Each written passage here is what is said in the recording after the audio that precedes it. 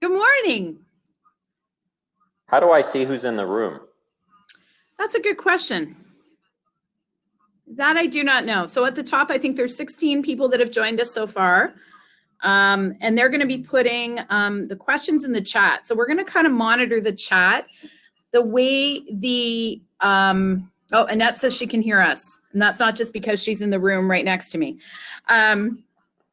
The way this platform is set up is we actually can't see everybody, but we can see your questions. So if you want to throw your questions in the chat, John and I'll kind of navigate those questions while we catch up a little bit this morning too. So welcome. See, 23 people. Well, yeah, it's kind of, that's 20 more people than I was expecting with Sylvan in the other room. As I said to you, I was hoping to go to Sylvan's room, but you made me come to this room. So I know we might have to have a private chat with Sylvan later. So I'm quite sure people are going to bounce back and forth. I was trying to send my husband to Sylvan's room to understand the shortages in paper products and why there's so many shortages in paper products. So we'll get that feedback and we'll tweet some of it later on too about the supply chain stuff. So welcome everybody who's in our room. This is the Q&A with John Neufeld and I about some of the things that happened throughout the pandemic, early days of the pandemic with our food assistance network, how we navigated. Oh, Karen is giving us instructions. If we click, we can actually see who's in the room. This is good. So we're also navigating technology, new technology for the first time. So bear with us while we do that. But if you do have any questions about things you've heard about, things you've seen about in the community over the last few months that are related to food assistance, please feel free to share them in the chat, in the session chat, and we will start to answer some of those questions. Are you figuring this out? We did do some dry runs of this, but it never happens the way it's supposed to happen when it's live. So here we go.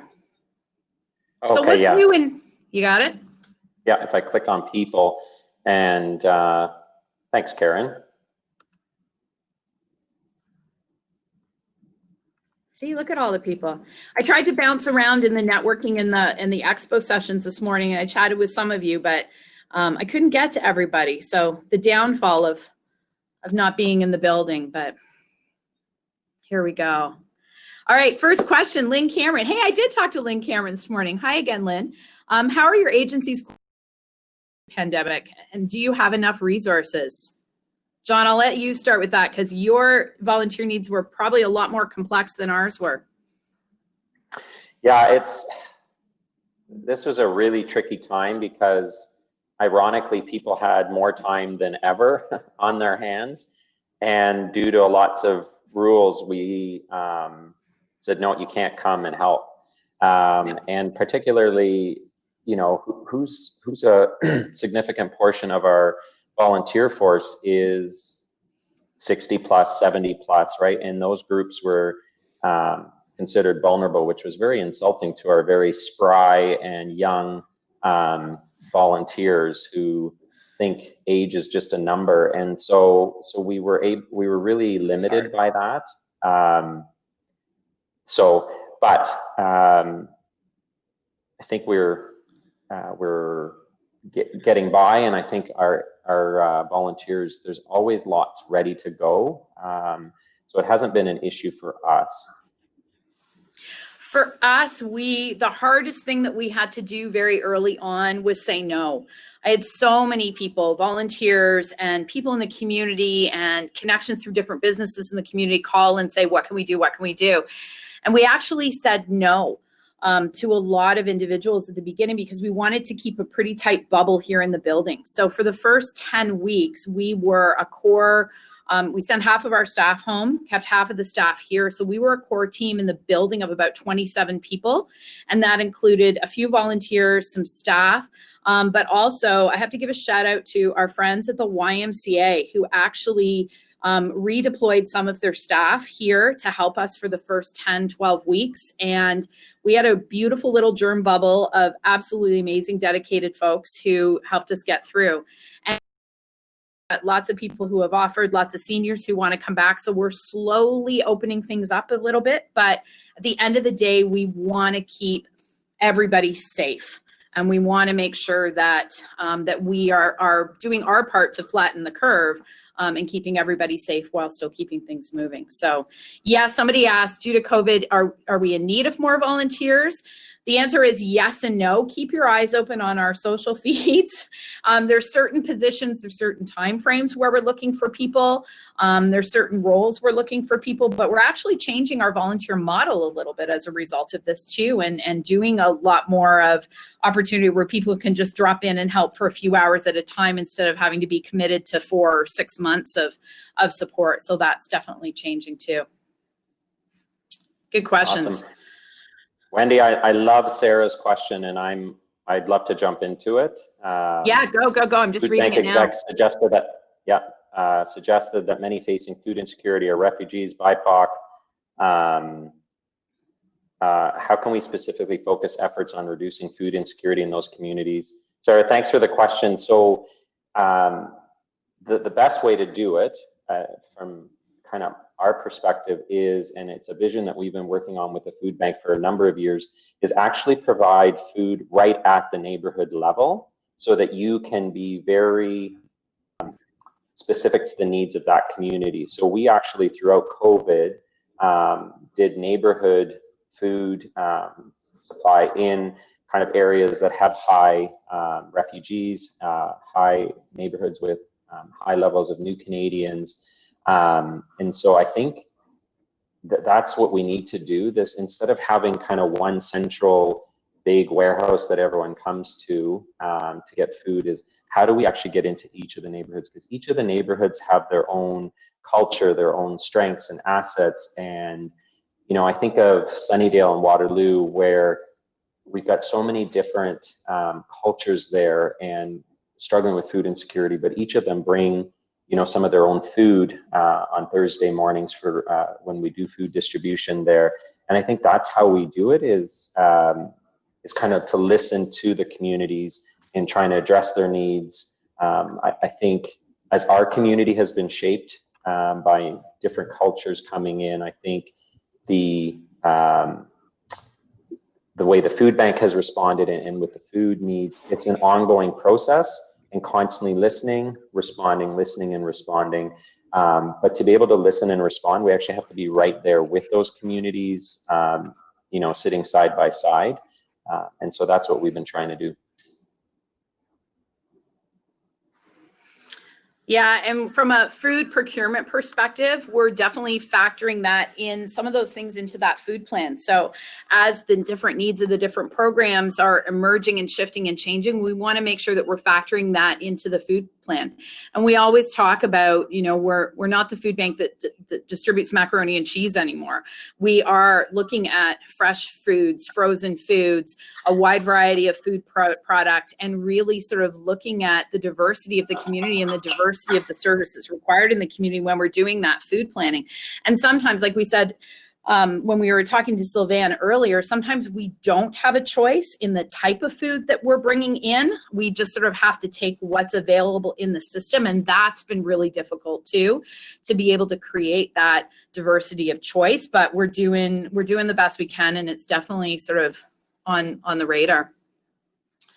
The next question is from Shan, and Shan, thank you so much for your comments throughout the session too. I think it's a great education point for a lot of people who may not know about your group and the website. And one of the things that we've been talking to a lot of people in the community about is about gardens and growing and gleaning. And very early on, for those of you who were following along in the early days of this craziness, we actually did a ton of advocacy work through our provincial food bank association, through Feed Ontario, to have some conversations about community gardens. A lot of the community gardens were at risk of not being able to open early on because they were falling, whatever the state of emergency line said, that those community gardens were recreational and couldn't be operating. So we did a lot of advocacy work through Feed Ontario to make sure that families did have the opportunity to garden in those public spaces, because the growing of food, being able to help with your own family's food security through growing and through gardening was incredibly, incredibly important. And I think there's a lot more of that work that needs to be done as the next months of this unfold, to be able to have a different kind of education about the food system and the alternatives to sort of the structured corporate food systems. What are those other opportunities that are available in our community?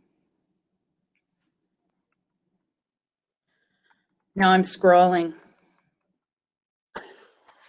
Well, Elizabeth Heald was having issues, so I mean that's part of the problem. But she's got her act together now, so that's good news. Hi, Elizabeth. But I think we were on. I thought Lynn Short asked a really good question that I think is for you to answer. I'm sure Elizabeth appreciated that I called her out like that. Are you able to share a bit whether the types of food changed during COVID? Yeah, so Lynn, great question, and they did change, and they changed because of the supply chain. And I'll give you the best example. We, through our partnerships with Food Banks Canada and Feed Ontario, and some of the support from the provincial and federal government, we were part of an initiative to do pre-packed food boxes. And the pre-packed food boxes, we were actually doing some of them here in the facility on our own, particularly for the House of Friendship service delivery programs at the community centers. But Feed Ontario and Food Banks Canada actually sent us pre-packed boxes, which was amazing. I lost count of how many skids of these pre-packed boxes we got. It really took the pressure off our volunteers. So like I said, we only had 27 volunteers in the building at one point. We needed to take some of that pressure off. And so the pre-packs were just a great way to keep things moving. So we were adding perishable food hampers to those pre-packed boxes. So we had a really good variety of fresh food, of shelf-stable food. But the challenge was the contents of those pre-packed boxes were the same. So we had hundreds and hundreds of these pre-packed boxes. So if there was a family in our community who needed 2 food hampers in any particular month, they got the same food twice. And a lot of that had to do with choice and the supply chain. So in those early pre-packed boxes, there was something called wow butter, because we couldn't access peanut butter through a regular supply chain. So we used wow butter instead. We got that from Feed Ontario. A lot of people didn't know what to do with wow butter. So our friends at the Cambridge Self-Help Food Bank actually created some recipes, and we did some of that work here as well. There was recipes about what you can do with the wow butter, what you can do with quinoa, things that were in those boxes that may not have normally been chosen by individuals and families. We started to work around what was available in the system. And that goes back to the supply chain. And we are so about choice in this network and making sure that people do have the appropriate choices to meet the needs of themselves and their families. But like we said early on, for even us stores, we didn't have a choice some days. And so that's just the nature of how things had shifted and changed with the supply chain. Wendy, I'll grab Jeff's great question. It said, is there a simple request that we could share with our friends and colleagues that would make the most impact on the food bank currently? I'll go at a high level and then maybe you can add to it. What I will say is, when you get involved in giving back, connecting with the community, it depends on where you are at in your own journey. And because I don't think there's everyone should do the same thing. And for some people, maybe based on where you're on at life, between juggling your career, kids, everything else, about the only thing that you could do to be helpful is to make a donation, to make a financial donation and know that that's going to be used effectively and efficiently through the food bank. They'll be able to procure more food at a lower cost than you or I could. Then maybe some of you are at the stage where, you know what, I can go a little beyond donation and maybe I can be part of a food drive, or I could do that. And then, you know, maybe further down the chain, I think what's really, really important is to ask the deeper questions. Why do we have food hunger in Waterloo region? What's that all about? What are the bigger forces here at play? It's not like we're living in a country that's short on food, so it's not a food supply issue. So what is it about, like, why are 1 in 20 people having to make decisions between feeding their children or paying their electricity bills? What's that all about? And we have to take those questions really seriously in Waterloo region. We are the fastest growing kind of metropolitan area in Canada. We're not a small little town anymore. I know we want to paint ourselves that way, and we're cute, and we've got St. Jacobs, and but we're a major urban center, and we're the fastest growing in Canada. I think all of you are aware of what the housing prices are and the average housing prices. That is going to have significant implication for us. And so while I, like probably all of you on this call, am really excited about the growth, the rejuvenation of our community, lots of new industry coming in, there's a cost to that. And not everyone is included in that. And so I think it depends on where you're at, and maybe you don't have time to think about those kinds of things, but it's a continuum, Jeff. I wish I could just say, do this one simple thing, but I think it's where you're at in your own journey in wanting to understand the issue and get connected in the community. And I would say all of that, and share what you have learned. So I see, when I go through the list of people who have joined us today on this session and on the call, a lot of people that I've seen here for the last 7 years at Waffles who have a really of how our network works, how our systems work. And I see new faces as well, but there's lots of conversations that are happening in the community, and I would encourage everybody to continue to educate yourself and then share what you've learned and share what you know with other people who may not be as aware of the amazing work that is happening in this community, the challenges that we're having with the shelter system and the changes that are going on right now with the shelter system, which I think is the next question. But share some of that information. We all have a role to play in sharing knowledge. The media is complicated and messy and cluttered right now. And I think we're going to get back to a time where word of mouth and advocating for what the needs are in this community has to come from all of us. And that's really important messages that you all who have been participating in events like this can share with your friends, with your neighbors, and with your colleagues. John, there's a question. I'm glad somebody asked this question because I was going to jump into it, but can you get time left, but can you give us a little bit of an update on the shelter care program? Because I think it's a pretty important piece of this puzzle right now. Yeah, and I won't get into it too much to stray away from this great conversation, just that, as probably many of you know, we've had a vision to integrate healthcare and shelter, and we got that opportunity during COVID in less than 24 hours by moving into a hotel. And the piece that ties in with the conversation this morning is that Food Bank has once again been a key player in that, in providing the meals to each of the individuals that were in that hotel. We were able to, because we had to deliver the meals, prepackaged to each room and all this. And again, because of that established partnership with the Food Bank, we're able to respond immediately.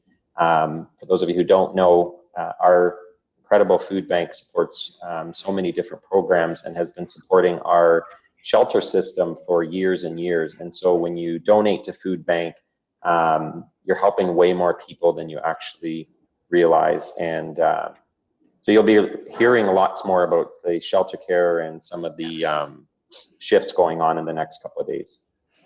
Yeah, keep your eyes open for that. And that goes back to Lynn's question earlier about what food has changed. And although we've been supporting the shelter system and some of the supportive housing programs for years and years and years, how we supported that system and how we're going to continue to support the system moving forward is shifting and changing. And we're really excited to be a partner in what's next with that system. So thank you for including us in all of these great conversations.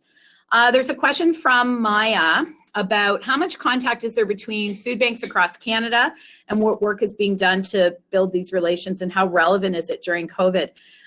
Great question, and probably the second call I was on the week of March 17th after Waterloo to activate our pandemic plan was with Food Banks Canada.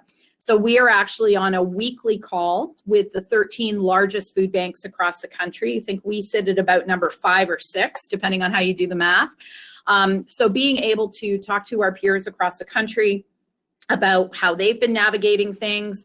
I'm very proud to say that in the early days of this, we actually were able to share a ton of information about our pandemic plan and how we executed things here locally. We got calls from BC, from Yukon, from Northern Ontario, from Manitoba, and other parts through our provincial association about our pandemic plan. Word got out that we as a food assistance network had really executed the early days of this well. So we were really happy to share how we navigated things with our peers.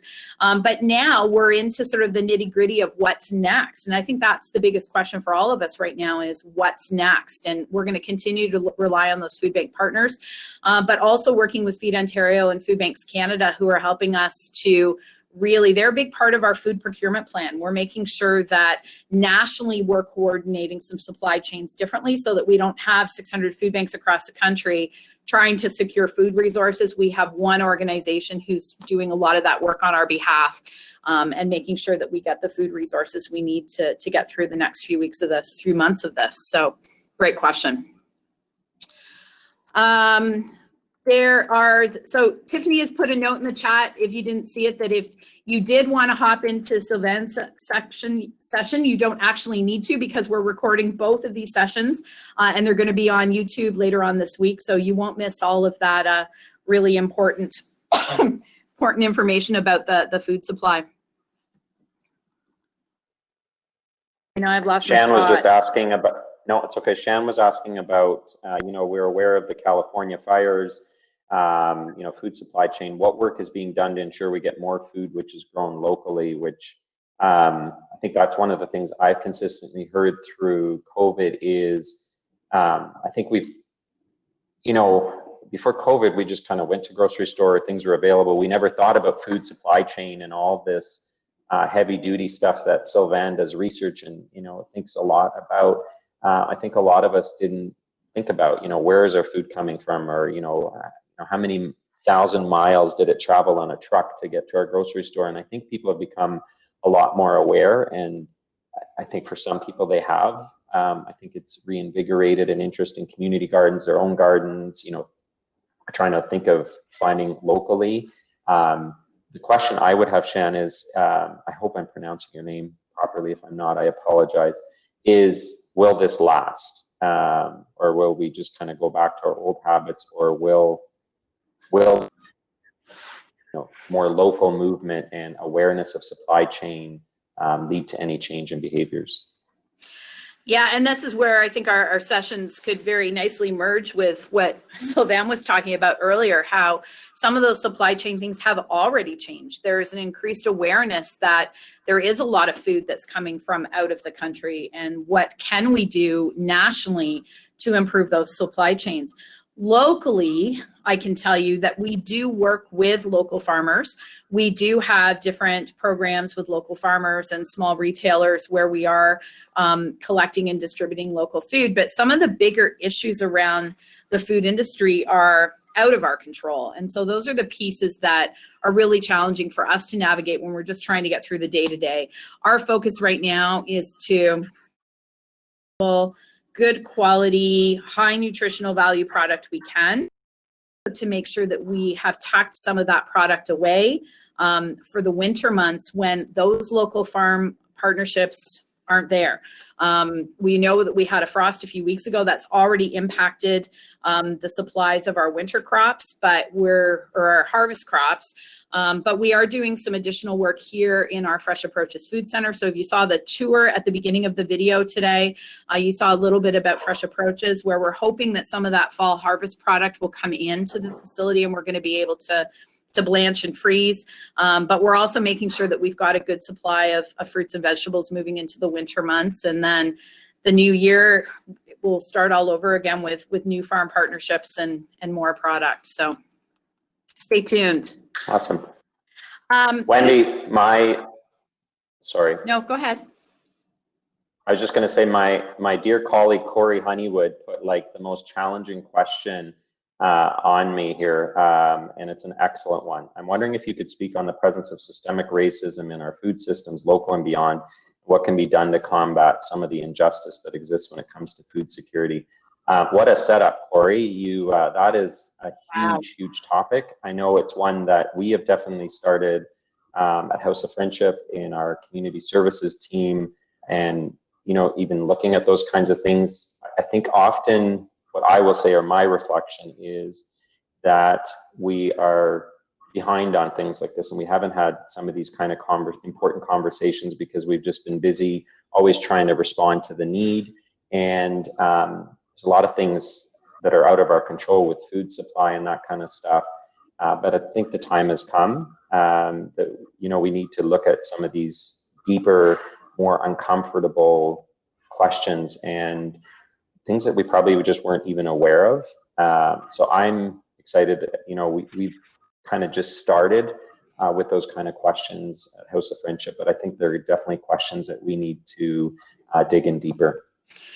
Yeah, and John, we're the same here. We've been so busy in just trying to get through every day. And as as everybody can imagine, everybody's going through their own stuff with their own workplaces and their own families. And our day-to-day in the last 6 months has just been making sure that food gets out the door, to make sure that everybody in this community has access to whatever food assistance program they need to access, no matter where they live in this community. We wanted to make sure we were as diverse in our service delivery as possible, but we haven't had to dig deeper into these challenging conversations. And we are looking forward to a little more quiet and a little bit of whatever this new normal is to dig deeper. And we've added some new partners as we've sort of gone through this pandemic plan. We've had some new partnerships that are addressing food diverse communities within our community, new programs, new types of food service delivery, and those are really early stage conversations. But you know what? I think maybe we've just set the stage for a topic for next year